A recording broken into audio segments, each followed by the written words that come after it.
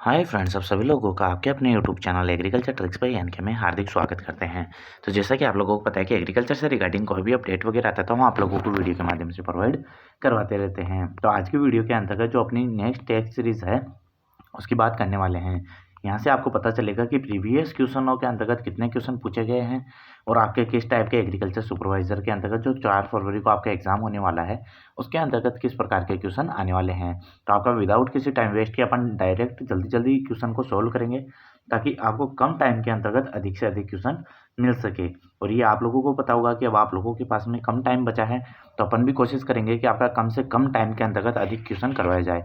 अगर आपको लगे कि वीडियो ज़्यादा लंबा हो रहा है तो आप यह वीडियो 2x पे करके भी देख सकते हो। अपना मोटिव ये नहीं है कि अपने कि लंबा वीडियो बनाए या फिर अपन ज़्यादा टाइम ख़राब करें। अपना मोटिव ये है कि कम से कम टाइम के अंतर्गत अपन अधिक से अधिक क्वेश्चन सॉल्व करें। तो अब अगर वीडियो बाद में देख रहे हो तो आप ऐसे करना 2x पे करके देख लेना। तो चलिए अपने स्टार्ट करते हैं आज का फर्स्ट क्वेश्चन। किस विकल्प में विसर्ग संधि नहीं है? तो विसर्ग संधि किस में नहीं है? पुरोहित में नहीं है, निषेध में नहीं है, बहिरंग में नहीं है या निराधार के अंतर्गत नहीं है। तो इसका जब राइट आंसर की अपन बात करेंगे तो क्या होता है, आपके निषेध के अंतर्गत आपकी विसर्ग संधि नहीं होती है। बाकी तीनों शब्द हैं जो विसर्ग आधार लग जाएगा, बहिरंग के अंतर्गत भी और पुरोहित के अंतर्गत भी आपकी विसर्ग संधि होती है। तो ऑप्शन नंबर बी यहाँ से क्या हो जाता है, राइट आंसर हो जाता है। नेक्स्ट क्वेश्चन की अपन बात करेंगे। नेक्स्ट क्वेश्चन आता है, इनमें से कौन सा संधि विच्छेद सही नहीं है? तो कौन सा नहीं है? महेश का क्या महा प्लस ईस ये सही नहीं है, रमेश का राम प्लस ईस ये सही नहीं है, राकेश का आपका राका ये राकेश है ना, एक ही मात्रा नहीं है, राका प्लस ईस नहीं है, या दिनेश के अंदर दिन प्लस ईस नहीं है। तो इसके जब राइट आंसर की बात की जाएगी, जो सही संधि विच्छेद नहीं किया गया है वो आपका रमेश के अंतर्गत नहीं किया गया है, क्योंकि राम प्लस ईस नहीं आएगा, आपका रमा प्लस ईस आएगा। रमा प्लस ईस और ए प्लस ई मिलकर क्या बनाएंगे, आपका एक की मात्रा बना लेंगे, जो कि आपकी गुण संधि का उदाहरण हो जाता है। तो रमेश के रमा प्लस ईस हो जाएगा। तो ऑप्शन नंबर बी यहाँ से क्या हो जाता है, राइट आंसर हो जाता है। नेक्स्ट क्वेश्चन की अपन बात करेंगे, निम्न में से बहुवीरी समास का उदाहरण कौन सा है? तो आपको बताना है कि जो नीलकमल है वो आपका बहुवीरी समास का उदाहरण है, नीलकंठ है यह आपका बहुवीरी समास का उदाहरण है, या आपका उच्च शिखर है ये बहुवीरी समास का उदाहरण है, या चंद्रशेखर है। तो इसका जब राइट आंसर की अपन बात करेंगे कि जो आपके बहुवीरी समास का जो उदाहरण हो जाता है तो वो कौन सा हो जाता है, आपके जो सेकंड और फोर्थ है वो आपके के बाद क्या बहुवीरी समास के उदाहरण हो जाते हैं। क्योंकि जो नीलकंठ होता है वो किसका होता है, आपके शिव का पर्यायवाची होता है। और मैंने जितना बताया था कि जो भगवानों के नाम वगैरह आते हैं वो बहुवीरी समास के अंतर्गत चले जाते हैं। तो नीलकंठ भी आपका क्या हो जाता है, बहुवीरी समास के अंतर्गत आएगा। और चंद्रशेखर यानी कि जिसके शिखर के ऊपर यानी कि सिर के ऊपर जो चंद्र है, जो चांद विराजमान है, तो वो भी किसके होते हैं, आपके शिव के ही होते हैं, आपने देखा होगा।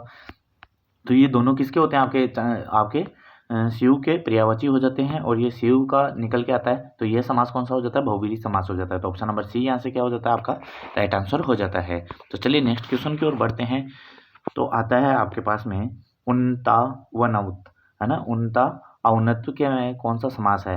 तो उनता औन्नत्य में कौन सा समास है, अव्ययभाव है, द्वंद्व समास है, तत्पुरुष समास है, या बहुवीरी समास है। तो इसके जब राइट आंसर की बात की जाएगी तो आपको पता होगा कि इसको तोड़ेंगे तो उन्नत प्लस औन्नत आएगा ना, तो ये क्या हो जाता है, द्वंद्व समास के अंतर्गत चला जाता है। तो ऑप्शन नंबर बी यहाँ से क्या हो जाता है, राइट आंसर हो जाता है। नेक्स्ट क्वेश्चन की अपन बात करेंगे, निम्न में से कौन सा विदेशी भाषा के उपसर्ग से बना हुआ शब्द नहीं है? तो कौन सा उपसर्ग से बना हुआ नहीं है? तो आपको बताना है विदेशी उपसर्ग से कौन सा नहीं बना, बेजुबान या लापरवाह है, हमदर्द या भरसक नहीं बना हुआ है। तो इसका जब राइट आंसर की अपन बात करेंगे, जो भरसक होता है ये आपके विदेशी उपसर्ग से बना हुआ नहीं है। तो ऑप्शन नंबर डी यहाँ से क्या हो जाएगा, आपका राइट आंसर हो जाएगा।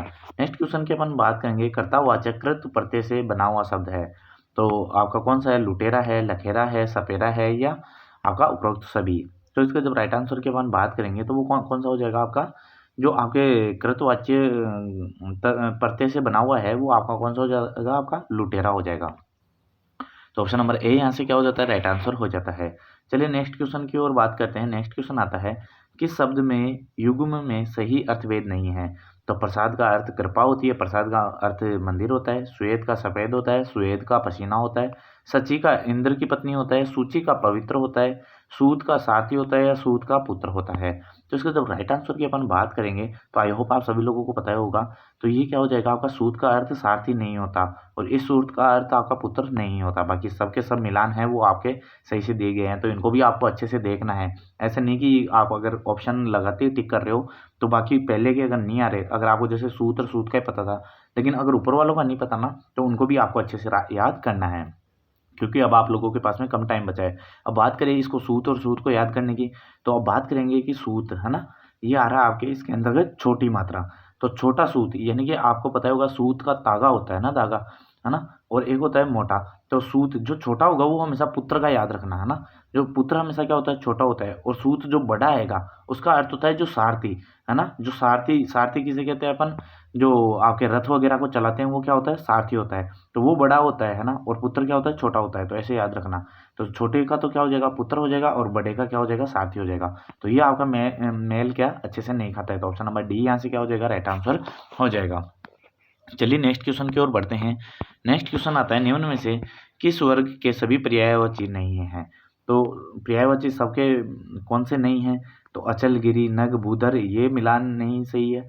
या कृपाण, असी, करवाल या चंद्रहास, ये सही नहीं है। अमर, सुर, केवल्य, देव, ये सही नहीं है। सरिता, तटिनी, तरंगिणी, सलीला, ये सही नहीं है। तो इसका जब राइट आंसर की अपन बात करेंगे तो ऑप्शन नंबर ए यहाँ पे क्या हो जाता है, राइट आंसर हो जाता है। ये आपके पर्यायवाची समान नहीं है। चलिए नेक्स्ट क्वेश्चन की ओर बढ़ते हैं। नेक्स्ट क्वेश्चन आता है आपके पास में, निम्न में से किस क्रमांक में विलोम शब्द गलत दिया हुआ है। तो गलत विलोम का आपको चयन करना है। सूर का विलोम क्या होगा, भीरू होगा। सूक्ष्म का स्थूल होगा। नत का अवनत होगा।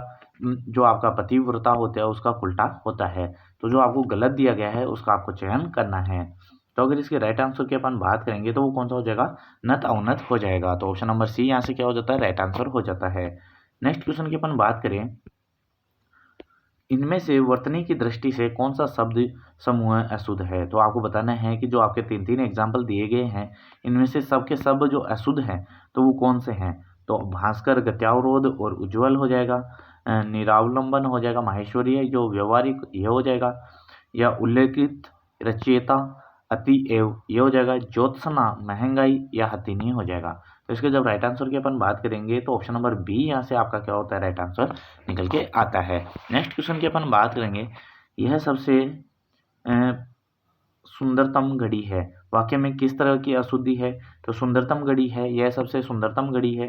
तो इसके अंतर्गत जो विशेषण संबंधी अशुद्धि है, कारक संबंधी है, लिंग संबंधी है या वचन संबंधी हो जाती है। तो इसका जब राइट आंसर की अपन बात करेंगे ये विशेषण संबंधी अशुद्धि होती है। तो ऑप्शन नंबर ए यहाँ से क्या हो जाता है, राइट आंसर हो जाता है। नेक्स्ट क्वेश्चन की अपन बात करें, किस वाक्यांश के लिए सही शब्द लिखा गया है। तो जो कलम की खाने वाला होता है उसे लेखक कहा जाता है। दक्षिण और पूर्व के बीच की दिशा को ईशान कहा जाता है। ये दिशा मैंने आपको पहले भी अच्छे से बताई थी कि कौन सी दिशा के अंतर्गत क्या क्या आता है। और नेक्स्ट क्वेश्चन की अपन बात करें ऑप्शन की, तो आता है रंगमंच के पीछे जो पर्दा होता है तो यौनिका होती है। जो भोजन रोगी के लिए उचित हो उसे पाथेय कहते हैं। तो आपको सही मिलान का चयन करना है। तो इसके जब सही मिलान का अगर चयन करोगे तो आपको पता ही होगा कि जो रंगमंच के पीछे पर्दा होता है उसे यवनिका कहते हैं। नेक्स्ट क्वेश्चन की अपन बात करते हैं। नेक्स्ट क्वेश्चन आता है आपके पास में कुछ अंग्रेजी शब्दावली की जो शब्द दिए गए हैं और जो आपके हिंदी शब्द का आपको चयन करना है कि इसमें से गलत मिलाप कौन सा है। तो प्रोविजनल का पर्यवेक्षक होता है। जो मेमोरेंडम का आपका ज्ञापन होता है। अप्रूवल का अनुमोदन होता है। या जो गजेटी होता है उसे अधिसूचना कहते हैं।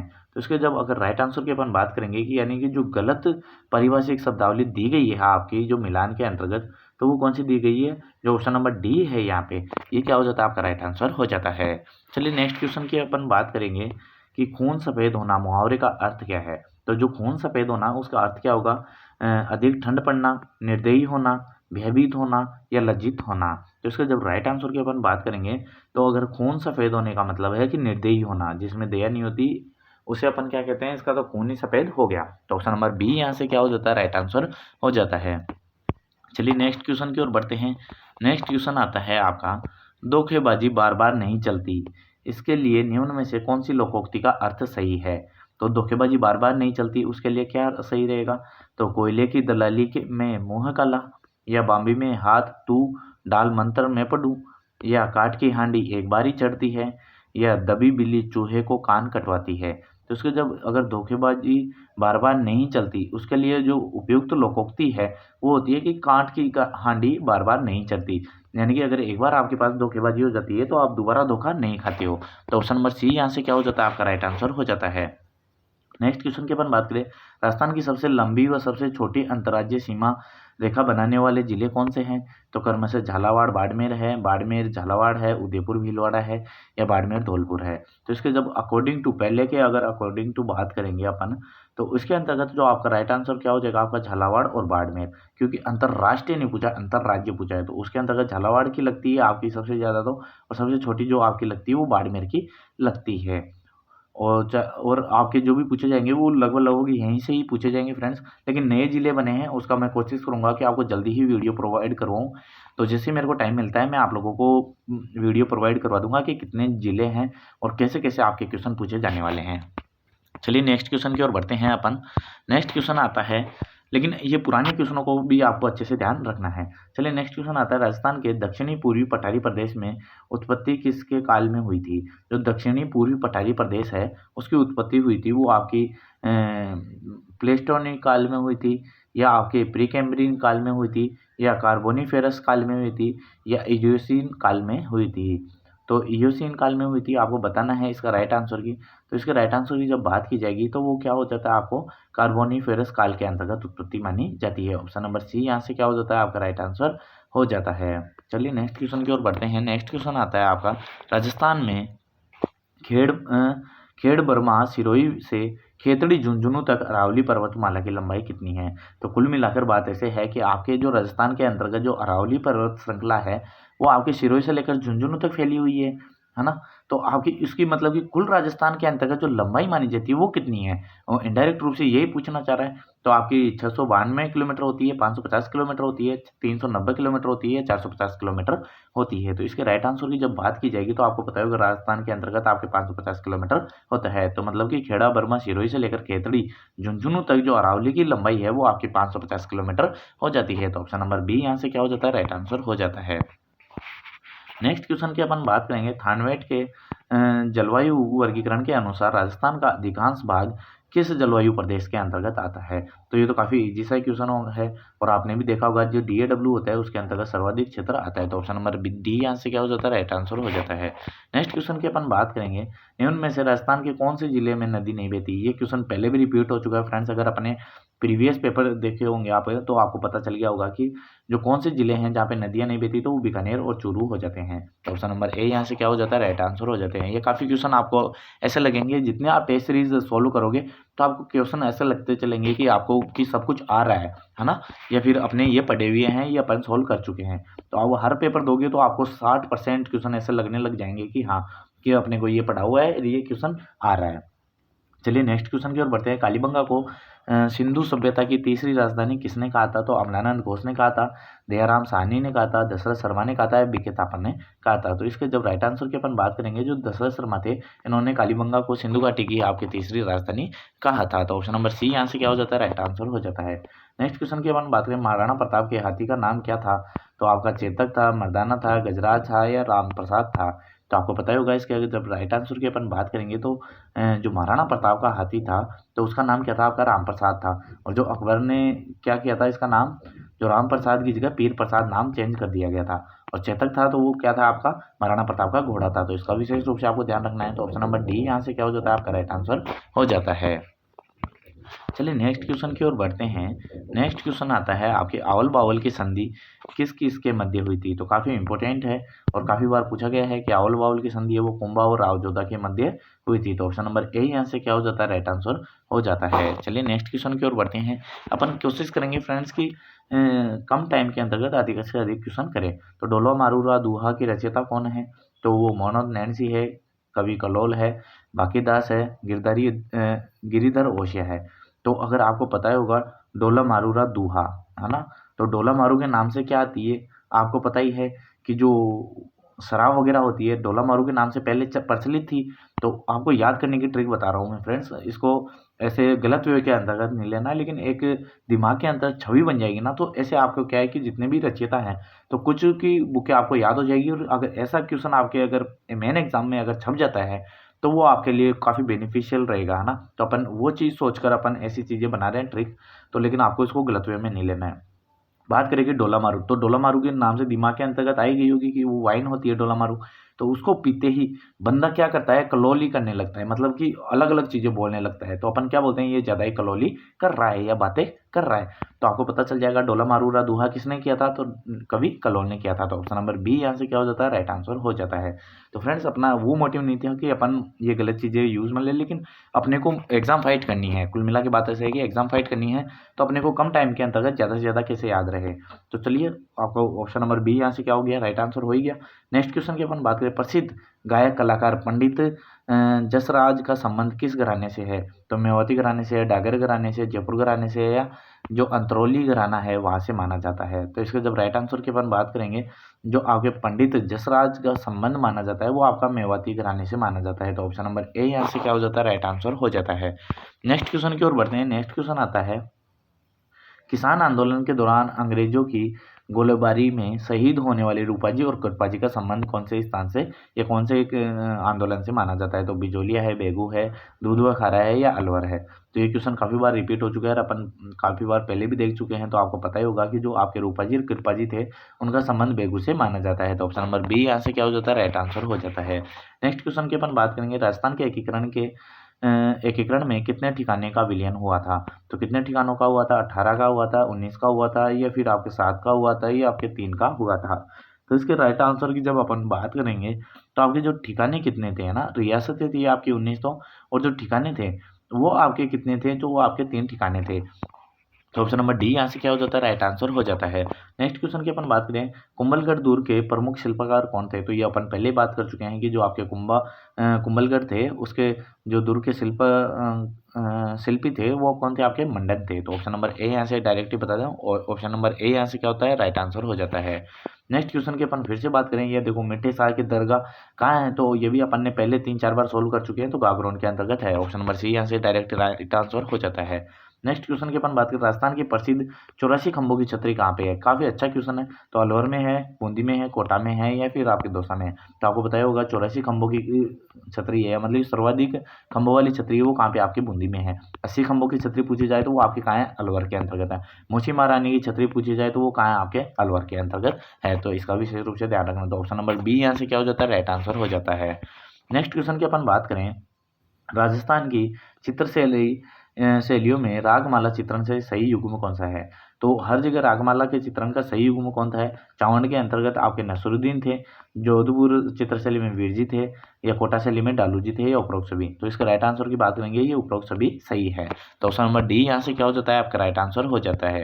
नेक्स्ट क्वेश्चन की अपन बात करेंगे, निम्न में से कौन सा विकल्प गलत है। तो आपको गलत विकल्प का बताना है। थेवा कला प्रतापगढ़ की है, टेराकोटा आपका मोलेला की है, ब्लू पोट्री जयपुर की है, मथेरना कला आपका उदयपुर की है। तो इसके राइट आंसर की अपन बात करेंगे, तो इसका राइट आंसर कौन सा हो जाता है, जो मथेरना कला है वो आपकी उदयपुर की नहीं है। तो अब आपको कमेंट बॉक्स के अंतर्गत ये बताना है फ्रेंड्स कि ये मथेरना कला है वो कहाँ की है, क्योंकि मथेरना कला से काफ़ी इंपॉर्टेंट क्वेश्चन बनता है। यहाँ से क्वेश्चन छपने का 100% बनता है। जो ये 4 ऑप्शन दिए गए हैं, हो सकता है कि यहाँ से आपका ऑप्शन क्वेश्चन छप जाए। तो मैं बोल रहा हूँ कि मथेरना कला कहाँ की है वो आपको कमेंट बॉक्स के अंतर्गत बताना है। चलिए नेक्स्ट क्वेश्चन की ओर बात करें, निम्न में से कौन सा प्रसिद्ध खड़ताल वादक है। तो खड़ताल वादक कौन है, आपके सद्दीक खां मणियागर है, साकर खां मणियागर है, जो आपके जो आपका करना भील है, सुल्तान खां है। तो अगर इसके राइट आंसर की अपन बात करेंगे तो वो कौन सा हो जाता है, आपके सद्दीक खां मणियागर हो जाते हैं, जो खड़ताल वादक हैं। और अगर अपन बात करें नेक्स्ट क्वेश्चन की, तो नेक्स्ट क्वेश्चन आता है, लोक नृत्य व उनके क्षेत्र से संबंधित निम्न में से कौन सा युग्म सही नहीं है। तो आपका जो नाहर नृत्य है वो मांडलगढ़ भीलवाड़ा का है, जो भैरव नृत्य है वो ब्यावर का है, अग्नि नृत्य कतरियासर बीकानेर का है, कच्ची घोड़ी नृत्य नाथद्वारा का है। तो इसका राइट आंसर की अपन बात करेंगे कि जो युग्म गलत दिया गया है वो कौन सा दिया गया है, आपका ऑप्शन नंबर डी यहाँ से क्या हो जाता है, राइट आंसर हो जाता है। क्योंकि कच्ची घोड़ी नृत्य है ये आपके शेखावाटी का है, शेखावाटी का है, इसको विशेष रूप से आपको ध्यान रखना है। तो ऑप्शन नंबर डी यहाँ से क्या हो जाता है, राइट आंसर हो जाता है। चलिए नेक्स्ट क्वेश्चन की ओर बढ़ते हैं, जो तेरापंथी संप्रदाय के प्रवर्तक कौन है। तो 13 ताली नृत्य अलग है और 13पंथी संप्रदाय अलग है। 13 ताली नृत्य है वो आपके बाबा रामदेव जी से संबंधित है और 13पंथी संप्रदाय के जो प्रवर्तक माने जाते हैं वो कौन है? आचार्य भिखण जी है, आचार्य तुलसीदास जी है, संत लालगिरी जी है, ये आपके संत चरणदास जी हैं। तो इसके जब राइट आंसर की अपन बात करेंगे तो जो आपके आचार्य भिखण जी है वो आपके 13पंथी संप्रदाय के प्रवर्तक माने जाते हैं। तो ऑप्शन नंबर ए यहाँ से क्या हो जाता है? राइट आंसर हो जाता है। नेक्स्ट क्वेश्चन की अपन बात करें, ये क्वेश्चन भी काफ़ी इंपॉर्टेंट क्वेश्चन है। सुगंध चिड़ी के किस लोक देवी का स्वरूप माना जाता है? तो अपन ये क्वेश्चन भी कम से कम 3 या 4 बार सोल्व कर चुके हैं, तो आपको पता होगा जो आयड माता है उसे अपन सुगंध चिड़ी का स्वरूप मानते हैं। तो ऑप्शन नंबर सी यहाँ से क्या हो जाता है? राइट आंसर हो जाता है। चलिए नेक्स्ट क्वेश्चन की ओर बढ़ते हैं। विभिन्न धर्मों के त्योहारों के संबंध में निम्न में से कौन सा युग्म गलत है? तो जो पर्युषण पर्व है वो आपका जैनियों का है, चेटी चंडक है वो सिंधी समाज का है, या ईद उल जुहा है वो आपका मुस्लिम धर्म का है, जो क्रिसमस मनाया जाता है तो आपका हिंदू धर्म का होता है। तो इसके जब राइट आंसर की अपन बात करेंगे तो आपको पता होगा जो क्रिसमस है वो आपके हिंदू धर्म में नहीं मनाया जाता, और क्रिसमस डे है वो आपका कब मनाया जाता है? 25 दिसंबर को मनाया जाता है। तो ऑप्शन नंबर डी यहाँ से क्या हो जाता है? आपका राइट आंसर हो जाता है। नेक्स्ट क्वेश्चन की अपन बात करें, महिलाओं के द्वारा पहने जाने वाले आभूषणों के संबंध में निम्न में से कौन सा विकल्प सही नहीं है? तो गलत कथन का आपको चयन करना है और आपको बताना है कि जो आपका टिड्डी फल को है वो आपके सिर पे पहना जाता है, बारी है वो कान में पहनी जाती है, गोखरू कलाई का है, जो आपकी फोलरी होती है वो पैर की अंगुली में पहनी जाती है। तो गलत कथन का चयन करना है तो आपको बता दें कि जो बारी है वो आपके कान के अंतर्गत नहीं पहनी जाती। तो अब आपको राइट आंसर बताना है कि बारी है वो आपकी कहाँ पहनी जाती है ना? तो ये आप लोग जरूर कमेंट बॉक्स के अंतर्गत जरूर बताना, बाकी मैं कमेंट बॉक्स में पिन कर दूंगा। चलिए नेक्स्ट क्वेश्चन की अपन बात करेंगे कि तारा भात की ओढ़नी। ये क्वेश्चन काफ़ी बार पूछा गया है फ्रेंड्स। अगर प्रीवियस पेपर देखोगे तो आपको पता चलेगा कि ये क्वेश्चन कितनी बार पूछा गया है। तो जो तारा भात की ओढ़नी है वो किन स्त्रियों के द्वारा ओढ़ी जाती है? राजपूत, गुज्जर, जाट या आदिवासियों के द्वारा ओढ़ी जाती है। तो इसके जब राइट आंसर की अपन बात करेंगे तो ऑप्शन नंबर डी यहाँ से क्या हो जाता है? आपका राइट आंसर हो जाता है। चलिए नेक्स्ट क्वेश्चन की ओर बढ़ते हैं। नेक्स्ट क्वेश्चन आता है, खेत में फसल की सुरक्षा व पक्षियों को डराने के लिए खड़े किए जाने वाले पुतले को क्या कहते हैं? तो उसे क्या कहते हैं? आड़तिया कहते हैं, बिजुका कहते हैं, चेजारा कहते हैं या पिलान कहते हैं? तो आपको पता ही होगा कि जो अपन खेतों के अंतर्गत जो पशु पक्षियों को डराने के लिए अपन एक खड़ा बनाते हैं और जो पुतला खड़ा करते हैं जिससे कि पशु पक्षी अंदर नहीं आए, तो अपन उसे क्या कहते हैं? उसे बिजुका कहा जाता है। तो ऑप्शन नंबर बी यहाँ से क्या हो जाता है? आपका राइट आंसर हो जाता है। नेक्स्ट क्वेश्चन की अपन बात करें, निम्न में से सबसे पहले मनुष्य ने किस पशु का पालन स्टार्ट किया था? तो आपके भेड़ का पालन स्टार्ट किया था, बकरी का किया था, मवेशी यानी गाय का किया था या भैंस का किया था? तो आपको पता होगा कि सर्वप्रथम किया था वो आपका कुत्ते का पालन स्टार्ट किया था, लेकिन आपके ऑप्शन में कुत्ता नहीं दिया गया है ना, यानी कि डॉग नहीं दिया गया है। तो अगर बात करें कि उसके बाद में कौन सा आता है, तो वो आपका पालन जो स्टार्ट किया था वो किसका किया था? आपका भेड़ का किया था। तो जो सर्वप्रथम पालन किया था वो भेड़ का किया था। तो ऑप्शन नंबर ए यहाँ से क्या हो जाता है? आपका according to option right answer हो जाता है। चलिए नेक्स्ट क्वेश्चन की ओर बात करें। प्रधानमंत्री कृषि सिंचाई योजना में केंद्र सरकार का कितना वित्तीय योगदान रहता है? तो 80%, 50%, 60% या 70% रहता है। तो इसके जब राइट आंसर की अपन बात करेंगे तो आपके जो केंद्रीय सरकार के द्वारा वित्तीय योगदान रहता है वो आपका 60% रहता है। ऑप्शन नंबर सी यहाँ से क्या हो जाता है? आपका राइट आंसर हो जाता है। नेक्स्ट क्वेश्चन, ड्रैगन फ्रूट की कृषि हेतु सेंटर ऑफ एक्सीलेंस कहाँ पर प्रारंभ किया गया है? तो जो ड्रैगन फ्रूट है उसकी कृषि हेतु जो आपका सेंटर ऑफ एक्सीलेंस प्रारंभ किया गया है तो छिपा बड़ौद जो छाबड़ा 12 के अंतर्गत किया है, खेमरी धौलपुर में, डिंडोल बस्ती के अंतर्गत, जो सागरा बोजका जैसलमेर में किया गया है। तो अगर ड्रैगन फ्रूट की जब बात आएगी तो आपका डिंडोल बस्ती के अंतर्गत स्टार्ट किया गया है। ऑप्शन नंबर सी यहाँ से क्या हो जाएगा? आपका राइट आंसर हो जाएगा। नेक्स्ट क्वेश्चन की अपन बात करें, निम्न में से कौन सी नकदी फसल नहीं है? तो आपको बताना है कि कौन सी नकदी फसल नहीं है।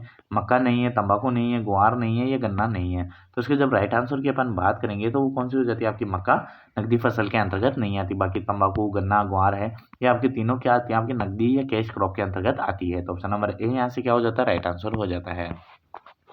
नेक्स्ट क्वेश्चन की अपन बात करें कि राज्य में खरीफ में सर्वाधिक क्षेत्र यानी कि खरीफ के अंतर्गत सर्वाधिक क्षेत्र पर कौन सी क्रॉप बोई जाती है और रबी फसलों के अंतर्गत सर्वाधिक कौन सी बोई जाती है। तो आपको पता होगा खरीफ के अंतर्गत आपका बाजरा बोया जाता है और रबी के अंतर्गत आपका गेहूं बोया जाता है। तो ऑप्शन नंबर बी यहाँ से क्या हो जाता है, राइट आंसर हो जाता है। चलिए नेक्स्ट क्वेश्चन की ओर बढ़ते हैं। नेक्स्ट क्वेश्चन आता है, राजस्थान में वालरा कृषि का एक प्रकार है। तो वालरा कृषि कौन सी है, स्थानांतरित कृषि है, शुष्क कृषि है, आर्द्र और शुष्क कृषि है या पर्वतीय कृषि है। तो इसका जब राइट आंसर की अपन बात करेंगे तो वो आपकी कौन सी हो जाती है, जो स्थानांतरित कृषि होती है उसे अपन वालरा कहते हैं। तो ऑप्शन नंबर ए यहाँ से क्या हो जाता है, राइट आंसर हो जाता है। नेक्स्ट क्वेश्चन की अपन बात करें, राजस्थान के लघु व सीमांत किसानों तक कृषि मशीनरी का लाभ पहुंचाने के लिए राज्य सरकार के द्वारा किसकी स्थापना शुरुआत की गई है। तो यंत्रों के अनुदान योजना की, कस्टम हायरिंग सेंटर्स की, यंत्रों की खरीद व गारंटी योजना की या उपरोक्त सभी। तो इसके जब राइट आंसर की अपन बात करेंगे, जो आपका कस्टम हायरिंग सेंटर्स है उनका स्टार्ट किया गया है। तो ऑप्शन नंबर बी यहाँ से क्या हो जाता है, आपका राइट आंसर हो जाता है। नेक्स्ट क्वेश्चन की अपन बात करें, सर्वाधिक तेल किसके बीजों में पाया जाता है। तो मूंगफली में, सरसों में, सोयाबीन में या अरंडी के तेल में पाया जाता है। तो इसके राइट आंसर की जब बात करेंगे, जो अरंडी के अंतर्गत है वो सर्वाधिक तेल पाया जाता है। ऑप्शन नंबर डी यहाँ से क्या हो जाता है, राइट आंसर हो जाता है।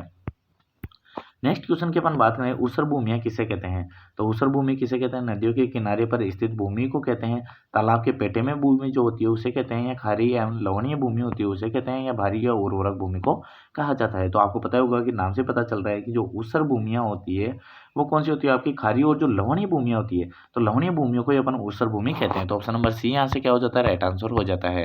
चलिए नेक्स्ट क्वेश्चन की ओर बात करें, राजस्थान के कृषि अनुसंधान संस्थान यानी कि जो रारी, जो आपके दुर्गापुरा जयपुर में स्थित है। कई बार ये भी पूछ लिया जाता है कि दुर्गापुरा जो आपकी रारी है वो कहाँ स्थित है, तो वो आपके दुर्गापुरा जयपुर में स्थित है। नेक्स्ट क्वेश्चन की अपन बात करें कि इसकी स्थापना कब हुई थी। तो स्थापना 1943 में हुई थी, 1949 में हुई थी, 1959 में हुई थी, 1982 के अंतर्गत हुई थी। तो इसके जब राइट आंसर की अपन बात करेंगे, 1943 के अंतर्गत रारी की स्थापना की गई थी। तो ऑप्शन नंबर ए यहाँ से क्या हो जाता है, आपका राइट आंसर हो जाता है।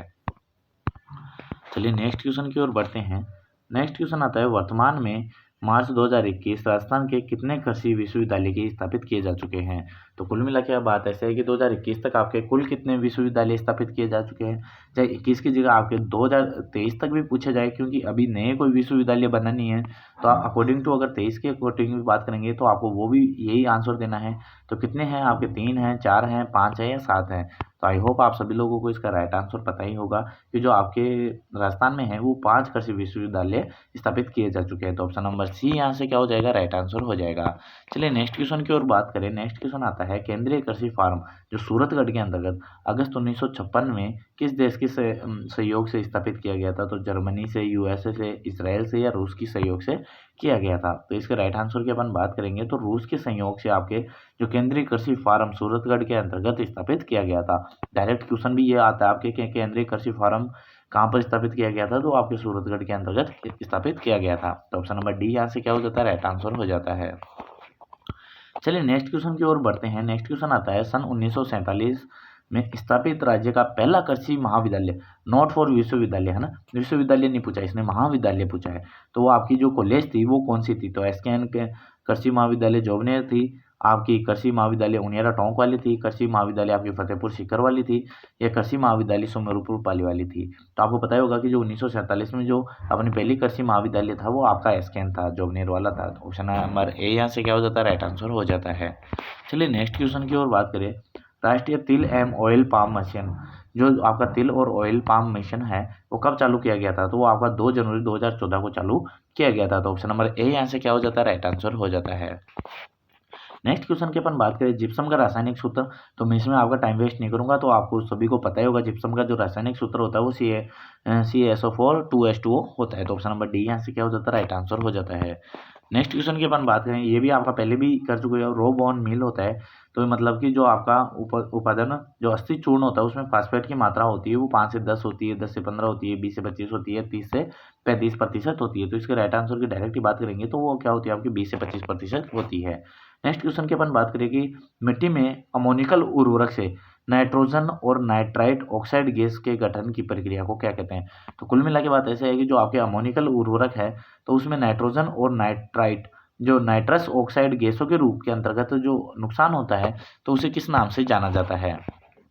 तो उसे अपन नाइट्रिफिकेशन के नाम से जानते हैं, अमोनिफिकेशन के नाम से जानते हैं, डीनाइट्रिफिकेशन या खनिजीकरण के नाम से जानते हैं। तो आई होप आप सभी लोगों को पता ही होगा कि जो अपन डीनाइट्रिफिकेशन होता है उस नाम से उसको जाने जाता है। तो ऑप्शन नंबर सी यहाँ से क्या हो जाता है, राइट आंसर हो जाता है। नेक्स्ट क्वेश्चन की अपन बात करें, ऐसी स्थिति जिसमें फसलों को अधिक पोषक तत्वों की आवश्यकता होती है लेकिन वह फसल में किसी भी प्रकार के पोषक तत्वों की कमी का लक्षण दिखाई नहीं देता है, तो उसे अपन क्या कहते हैं। तो ये काफ़ी इंपॉर्टेंट क्वेश्चन है और ये पहले भी शायद आई थिंक करवा चुका हूँ। तो उसे अपन कहते हैं छिपी हुई भूख या फिर जो हिडन हंगर होती है, यानी कि आपके पौधों के अंतर्गत पोषक तत्व की कमी भी होती है लेकिन पौधा क्या होता है कि आपका लक्षण प्रकट कर ही नहीं पाता। तो इसे अपन क्या कहते हैं, जो आपकी हिडन हंगर होती है वो कहते हैं अपन, या छिपी हुई भूख कहते हैं। तो ऑप्शन नंबर सी यहाँ से क्या हो जाएगा, राइट आंसर हो जाएगा। नेक्स्ट क्वेश्चन की अपन बात करें, सूक्ष्म जीवों के द्वारा मौलिक नाइट्रोजन का जैविक रूप में रूपांतरण कहलाता है। तो जो मौलिक नाइट्रोजन का जैविक रूपांतरण में रूपांतरण होता है तो उसे अपन क्या कहते हैं, नाइट्रोजन स्थिरीकरण कहते हैं, नाइट्रोजन संश्लेषण कहते हैं, नाइट्रोजन मेटाबॉलिज्म कहते हैं, नाइट्रोजन अमोनीकरण कहते हैं। तो आई होप आप सभी लोगों को इसका राइट आंसर पता ही होगा कि जो नाइट्रोजन स्थिरीकरण होता है तो अपन क्या करते हैं, जो मौलिक नाइट्रोजन होता है उसका जैविक रूप में स्थानांतरण होता है उसे अपन क्या कहते हैं, नाइट्रोजन स्थिरीकरण कहते हैं। तो ऑप्शन नंबर ए यहाँ से क्या हो जाता है, राइट आंसर हो जाता है। नेक्स्ट क्वेश्चन की अपन बात करें, निम्न में से कौन सा पोषक तत्व धनायन और ऋणायन दोनों में लिया जा सकता है। तो आपको पता होगा नाइट्रोजन है वो NO3 नेगेटिव यानी कि नाइट्रेट के रूप में भी लेता है और NH4 है ना, NH4 के प्लस के जो धनायन है उसके रूप में भी लेता है। तो ऑप्शन नंबर ए यहाँ से क्या हो जाता है, राइट आंसर हो जाता है। तो यहाँ से पूछने की संभावना भी बढ़ जाती है।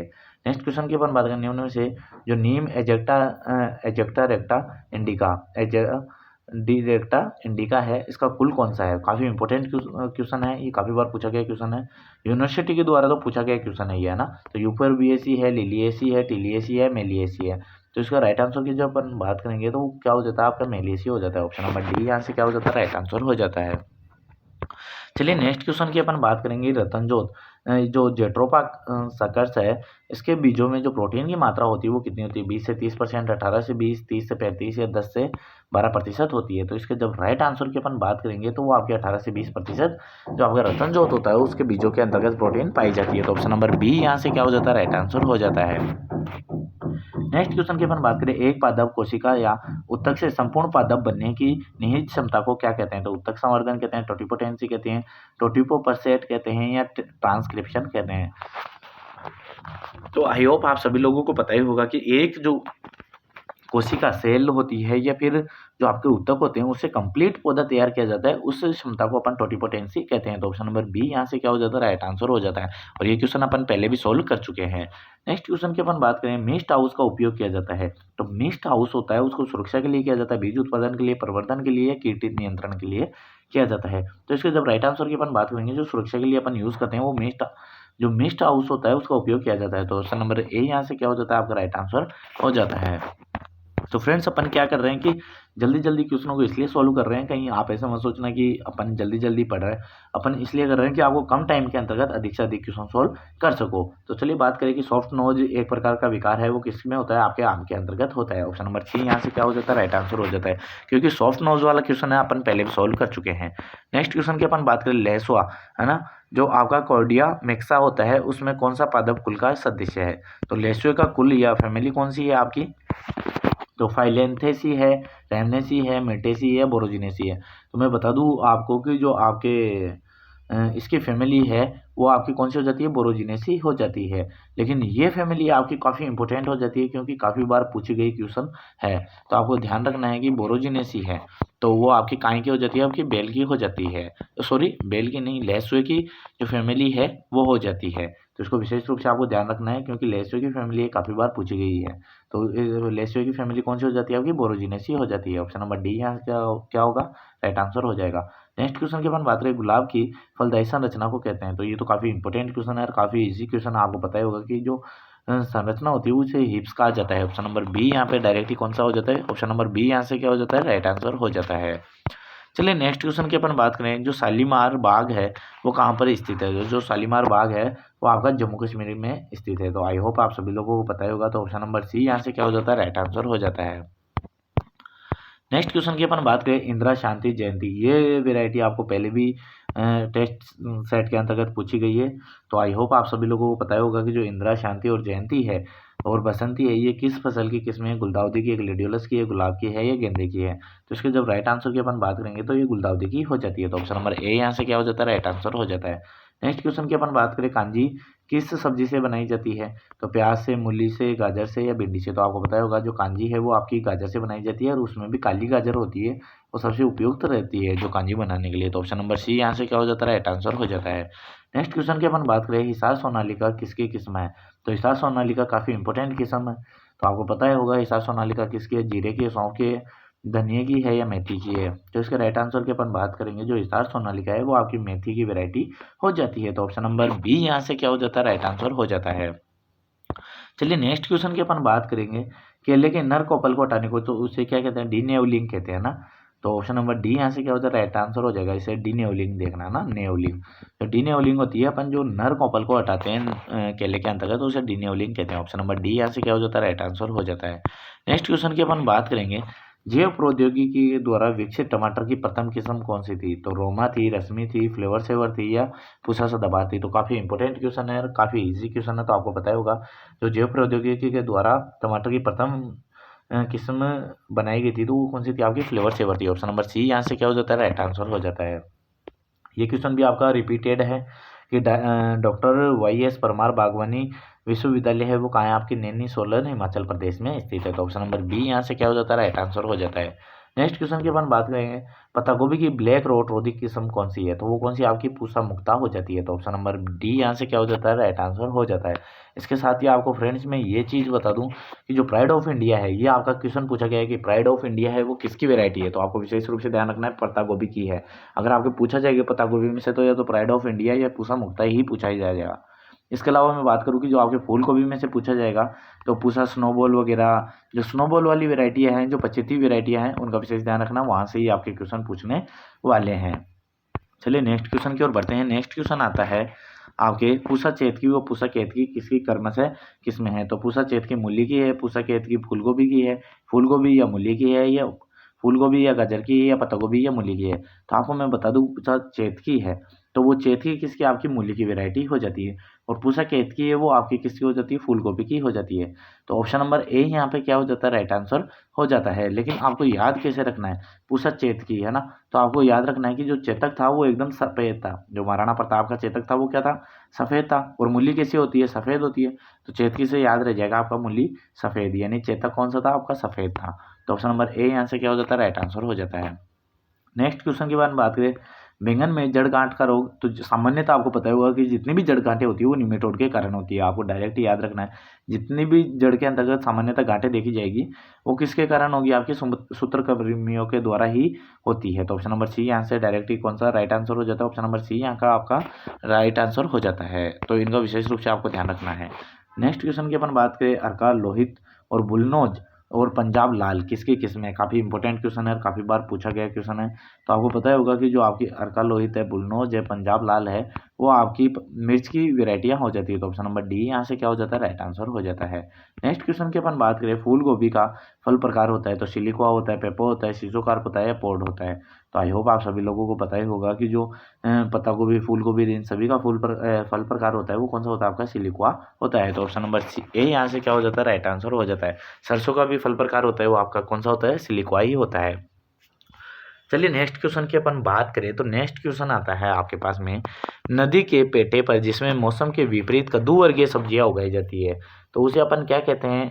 तो इजारा खेती कहते हैं, दायरा खेती कहते हैं, ची माता खेती कहते हैं, इनमें से कोई नहीं। तो आपको पता होगा नदी के पेटे में जो मौसम के विपरीत कद्दू वर्गीय सब्जियों को उगाई जाती है उसे अपन दियारा खेती कहते हैं। तो ऑप्शन नंबर बी यहाँ से आपका क्या हो जाता है? राइट आंसर हो जाता है। नेक्स्ट क्वेश्चन की अपन बात करें, नेक्स्ट क्वेश्चन आता है, राज्य में गौ सेवा आयोग की स्थापना कब हुई थी?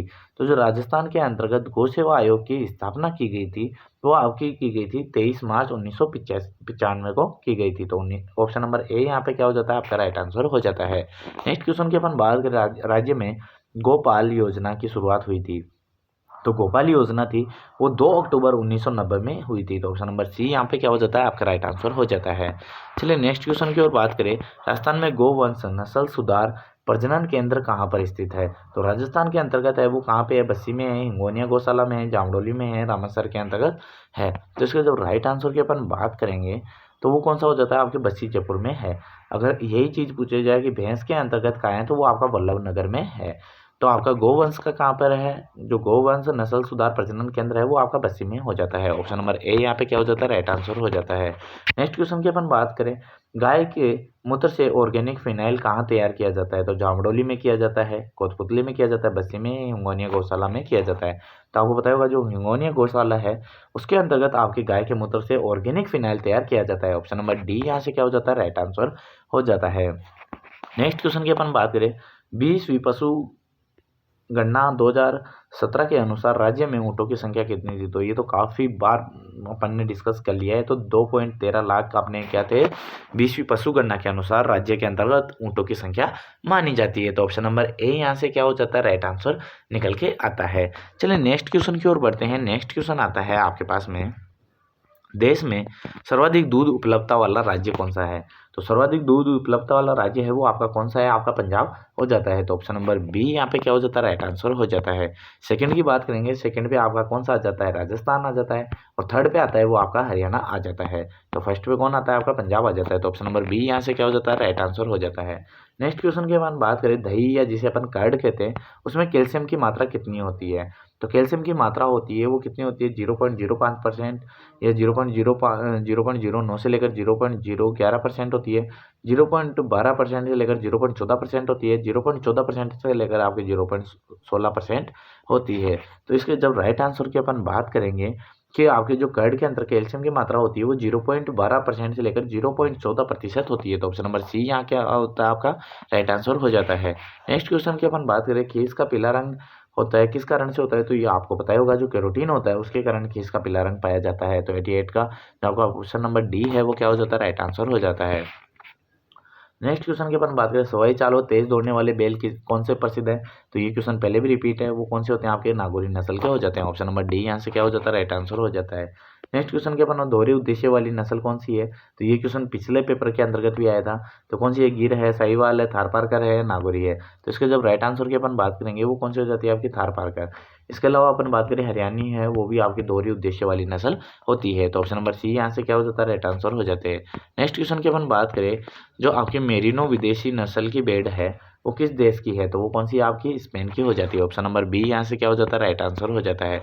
नेक्स्ट क्वेश्चन की अपन बात करें, भैंसों की कौन सी नस्ल का उत्पत्ति स्थल गुजरात है, तो आपको पता होगा जो सूरती है वो आपके गुजरात की उत्पत्ति स्थल माना जाता है। तो फ्रेंड्स ऐसे ये इजी क्वेश्चन है, उसके अंतर्गत अपन ज़्यादा टाइम खराब ना करके अपन डायरेक्ट क्वेश्चन ऑप्शनों को देख लें तो वो ज़्यादा बेटर रहता है, क्योंकि ये क्वेश्चन आपके पहले भी पूछे गए हैं।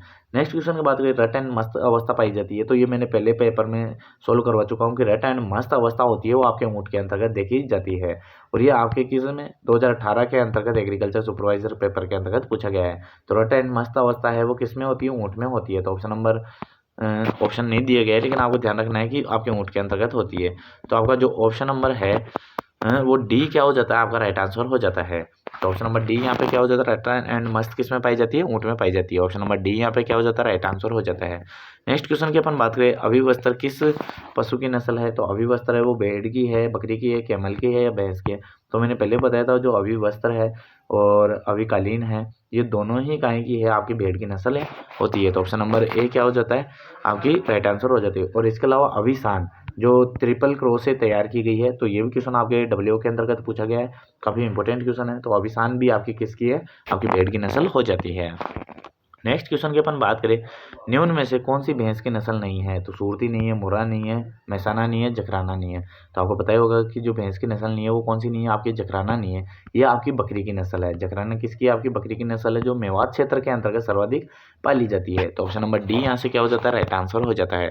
चलिए नेक्स्ट क्वेश्चन की ओर बढ़ते हैं, राजस्थान में राठी गाय की नस्ल निम्न में से कौन से जिले में पाई जाती है, तो राठी गाय की नस्ल है वो सामान्यतः जयपुर, जालौर, करौली, बीकानेर या कहाँ पे पाई जाती है। तो आपको पता होगा सामान्यतः पाई जाती है वो आपके गंगानगर और बीकानेर क्षेत्र में पाई जाती है। तो ऑप्शन नंबर सी यहाँ पे क्या हो जाता है, राइट आंसर हो जाता है।